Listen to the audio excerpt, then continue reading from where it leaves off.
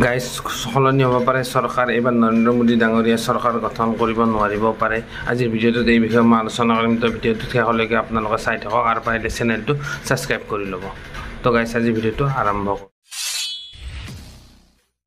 নমস্কাৰ গাইজ, মই মোৰ ইউটিউব চেনেল নিউ ডিম ব্লগলৈ আপোনালোকক স্বাগতম জনাইছোঁ। গাইজ আপোনালোকে ৰিজাল্টটো গম পায় ইলেকশ্যনৰ ইতিমধ্যে NDA 296খন আসনত আগবাঢ়ি আছে আৰু যদিও ইণ্ডিয়া এলায়েন্সে পিছ পৰি থকা নাই, এতিয়ালৈ 231খন ইতিমধ্যে তেখেতসকলে আসন লাভ কৰিবলৈ সক্ষম হৈছে। যদিও এতিয়া কি হৈছে কি নৰেন্দ্ৰ মোদী ডাঙৰীয়াই চৰকাৰ গঠন কৰিব নোৱাৰিব পাৰে, কিয়নো নৰেন্দ্ৰ মোদী ডাঙৰীয়াৰ ফালে NDAৰ ফালে থকা বিহাৰৰ মুখ্যমন্ত্ৰী নীতিশ কুমাৰ তেখেতক উপ প্ৰধানমন্ত্ৰী তেখেতক প্ৰস্তাৱ দিয়া হৈছে।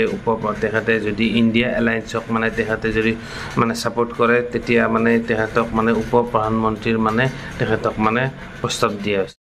ইতিমধ্যে NDAৰ এলায়েন্সত থকা অন্ধ্ৰপ্ৰদেশৰ TDPৰ নেতা চন্দ্ৰবাবু নাইডু তেখেতৰ হয়তো বিৰোধীসকলে যোগাযোগ কৰি আছে। যিকোনো প্ৰকাৰে নৰেন্দ্ৰ মোদী চৰকাৰক ভাঙি তেখেতসকলে ইণ্ডিয়া এলায়েন্সে চৰকাৰ গঠন কৰিবলৈ তেওঁলোকে যুঁজা চলায়।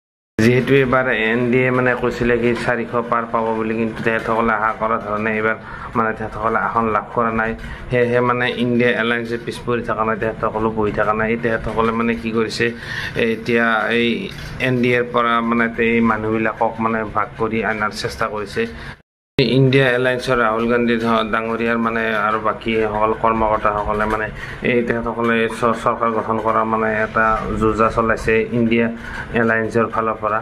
আৰু এই ইণ্ডিয়া এলায়েন্সে বিহাৰৰ মুখ্যমন্ত্ৰী নীতিশ কুমাৰ ডাঙৰীয়াক উপ প্ৰধানমন্ত্ৰীৰ প্ৰস্তাৱ দিছে। যিহেতু তেখেতে বিহাৰৰ মুখ্যমন্ত্ৰীয়ে যদি এই ইণ্ডিয়া এলায়েন্সক ছাপোৰ্ট কৰে, বৰ্তমান তেখেতে NDAৰ পক্ষতে আছে, এতিয়ালৈ কোনো ধৰণৰ সিদ্ধান্ত গ্ৰহণ কৰা নাই। কিন্তু হঠাৎ কিন্তু এই ৰাজনীতিৰ এইটো সলনি হৈ যাব পাৰে বুলি আশা কৰা গৈছে।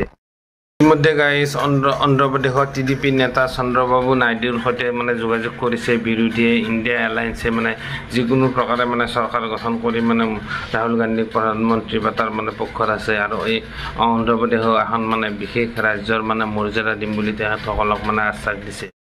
ভিডিঅ'টো যদি ভাল লাগিছে তেন্তে লাইক কমেণ্ট কৰক আৰু ভিডিঅ'সমূহ শ্বেয়াৰ কৰিবলৈ নাপাহৰিব। আৰু ভাল ভাল ভিডিঅ' মই আপোনালোকৰ মাজত লৈ আনিব চেষ্টা কৰিম। তো গাইজ আজিলৈ ভিডিঅ'টো মই ইমানতে সমাপ্ত কৰিম।